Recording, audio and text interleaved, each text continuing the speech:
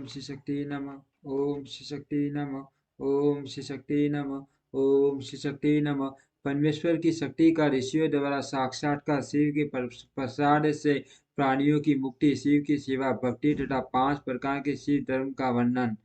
उपमन्यु जी कहते हैं, परमेश्वर शिव की सर्वभावी शक्ति विद्या है जो सबसे विलक्षण है। वह एक एक होकर भी अनेक रूप से भाषित होती हैं, जैसे सूर्य की प्रभा एक होकर भी अनेक रूप में प्रकाशित होती हैं। उस विद्या शक्ति से इच्छा, ज्ञान, क्रिया और माया आदि अनेक शक्तियां उत्पन्न हुई हैं। ठीक उसी तरह जैसे अग्नि से बहुत सी चिंगारियां प्रकट होती हैं, उसी से सदा शिव और ईश्वर आदि तथा विद्या और विद्येश्वर आदि पुरुष भी प्रकट हुए हैं। पर प्रकृति भी उसी से उत्पन्न हुई है।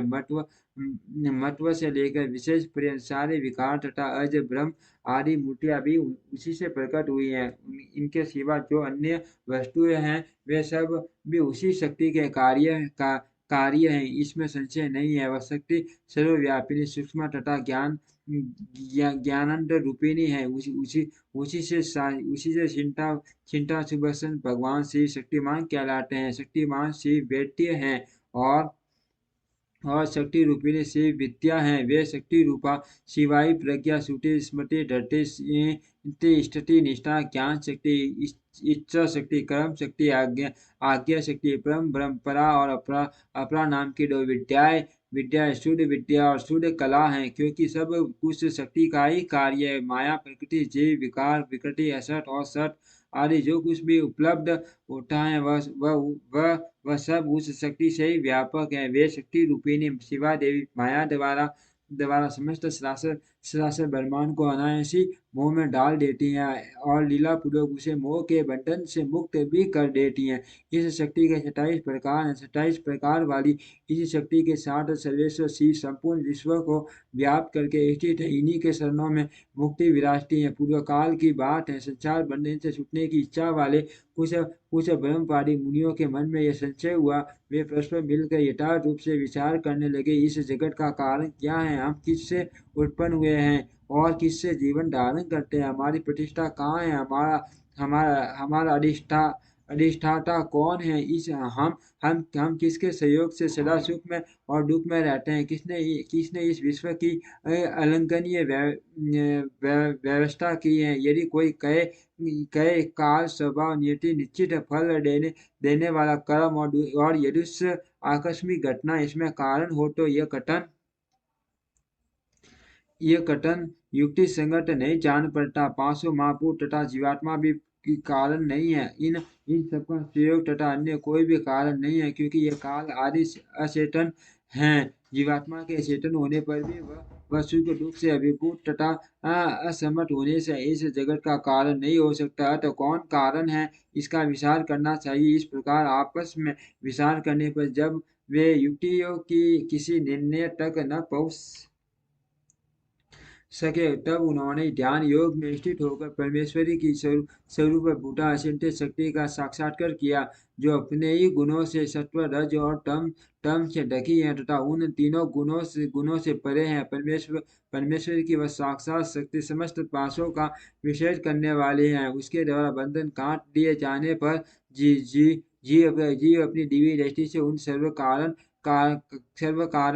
शक्ति का महादेव जी का दर्शन करने लगते हैं जो काल से होकर जीवात्मा के पूर्वक समस्त कारणों पर तथा संपूर्ण विश्व पर अपनी इस शक्ति के द्वारा ही शासन करते हैं। वे परमात्मा अपरमेय हैं। तदंतर परमेश्वर के प्रसाद योग, परम योग तथा स्वरूप भक्ति योग द्वारा उन मुनियों ने दिव्य गति प्राप्त कर ली। श्री कृष्ण जो अपने हृदय में शक्ति सहित भगवान शिव का दर्शन करते हैं, उन्हीं को सनातन शांति प्राप्त होती है, दूसरे को नहीं। यह श्रुति का कथन है। शक्तिमान मान का शक्ति से कभी वियोग नहीं होता। अर्थ शक्ति और शक्तिमान दोनों के तादम्य से परमानंद की प्राप्ति होती है। मुक्ति की प्राप्ति में निश्चय ज्ञान और कर्म का कोई क्रम विकसित नहीं है। जब शिव और शक्ति की कृपा हो जाती है तब वह मुक्ति हाथ में आ जाती है। देवता, दानव, पशु पक्षी तथा कीड़े मकोड़े भी उनकी कृपा से मुक्त हो जाते हैं। गर्भ का बच्चा, जन्मता हुआ बालक, शिशु, तरुण, वृद्ध, मुमूर्षु, स्वर्गवासी, नार की पतित धर्मात्मा पंडित अथवा मूर्ख सांब शिव की कृपा होने पर तत्काल मुक्त हो जाते हैं, इसमें संशय नहीं है।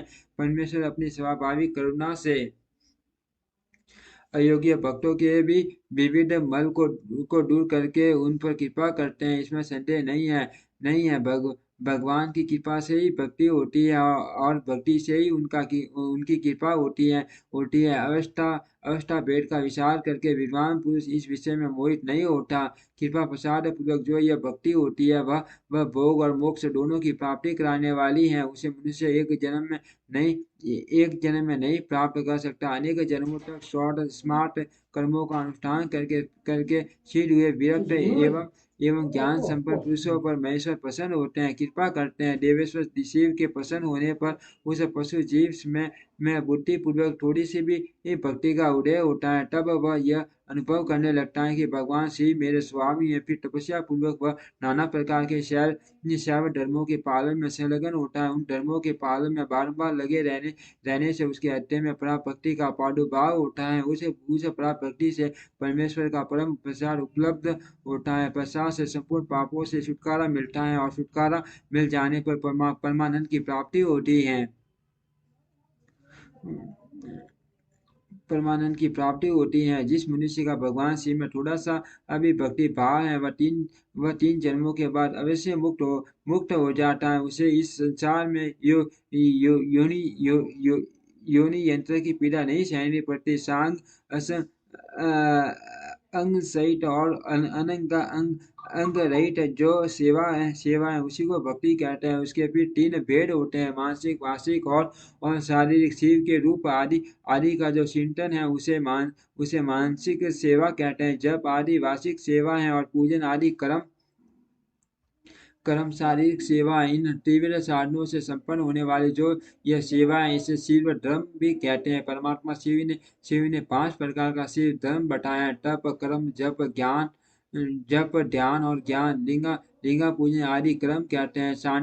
सांड्रायन आदि व्रत का नाम तप है। वार्षिक उपांशु और मानस 3 प्रकार का जो शिव मंत्र का अभ्यास आवृत्ति उसी को जप कहते हैं। शिव का चिंतन ही ध्यान कहलाता है तथा शिव संबंधी आगमों में जिस ज्ञान का वर्णन है उसी को यहाँ ज्ञान शब्द से कहा गया है। श्रीकंठ शिव ने शिवा के प्रति जिस ज्ञान का उपदेश किया है वही शिवागम है। शिव के आश्रित जो भक्त जन हैं उन पर कृपा करके कल्याण के एकमात्र साधक इस ज्ञान का उपदेश किया गया है। अर्थ कल्याण कामी बुद्धिमान पुरुष को चाहिए कि वह परम कारण शिव में भक्ति को बढ़ाए तथा विषया शक्ति का त्याग करे। ओम श्री शक्ति नमः। ओम श्री शक्ति नमः।